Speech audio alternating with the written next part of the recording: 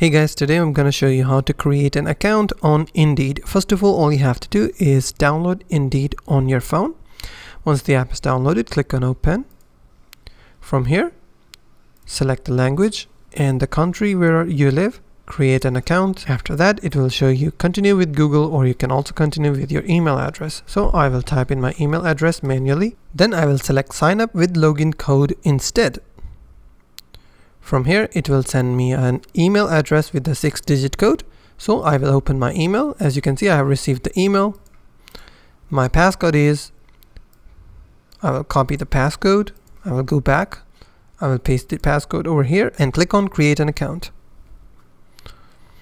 Once the account has been created, you will be able to use the Indeed application. You can choose the city, the zip code, and you can search for jobs. You can save jobs and your jobs will be on this My Job section. You will see messages and profile and everything else.